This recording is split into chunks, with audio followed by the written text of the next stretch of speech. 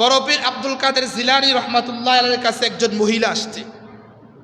আয়েশা বলছে, হুজুর, পর্দার আড়াল থেকে বলছে, হুজুর আমার কিছু কথা ছিল। হুজুর বলছে, বলেন। তো উনি বলছে, হুজুর আমাকে আল্লাহ পাক অনেক সৌন্দর্য দান করছে। অনেক কি দান করছে? সৌন্দর্য দান করেছে। আমি যদি শরীয়তে জায়েজ হতো তাহলে আমি আমার চেহারাকে আপনাকে দেখাইতাম। আল্লাহ আমাকে এই পরিমাণ সৌন্দর্য দান করেছে। তো কি হয়েছে? হুজুর আমার মনে একটা ব্যথা যে আমার স্বামী আমাকে ছাড়া অন্যর সাথে পরকীয়া করে।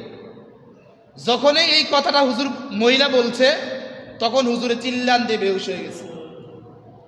হুজুরের খাদেমরা হুজুরকে মাথায় পানি ডালার পর যখন হুশ আসছে, হুজুরকে জিজ্ঞাসা করছে, হুজুর সমস্যা মহিলার, আপনি কি জন্য বেহুশ হলেন? তখন হুজুর উত্তর দিছে, আরে একজন মহিলা যদি তার স্বামী অন্যের সাথে কথা বলুক বা অন্য মহিলার সম্পর্ক রাখুক এরা সহ্য করতে না পারে, আর পুরা কুল কায়নাতের মাখলুকাত গুলা আল্লাহর বান্দাগুলা আল্লাহর সাথে কেমনে শরীক করে, আল্লাহ কেমনে সহ্য করবে? এজন্য আমি বেহুশ হয়েছি। কথা বুঝেন নাই?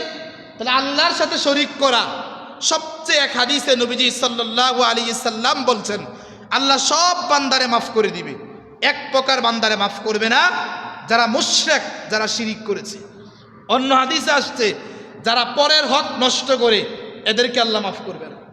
তাহলে শিরিকি এমন একটা গুনাহ, আপনার সব গুনাহ আল্লাহ মাফ করে দিবে, কিন্তু এই শিরিকি গুনাহ আল্লাহ মাফ করবে না। বুঝেন না কথা? তাহলে কত মারাত্মক গুনাহ! এই যাতে করে প্রত্যেকটা উম্মাহ, প্রত্যেকটা আলেম শিরিক থেকে বাঁচতে পারে, এই জন্য দারুল উলুম দেওবন্দ এই পৃথিবীর আনাস কানাসে মাদারিসে কওমিয়া জন্মিয়েছে।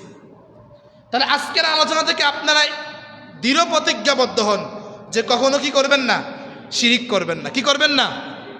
2 নাম্বার, ইত্তেবায়ে সুন্নতি রাসূল সাল্লাল্লাহু আলাইহি ওয়াসাল্লাম, নবীজি সাল্লাল্লাহু আলাইহি সাল্লামের সুন্নতের অনুসরণ করা। কিসের অনুসরণ করা? বলেন, কার অনুসরণ করা? এইটার অপর নাম দিয়েছে বেদাতকে ছেড়ে দিয়ে রসুলের সুন্নতের অনুসরণ করা। কি ছেড়ে দিয়ে?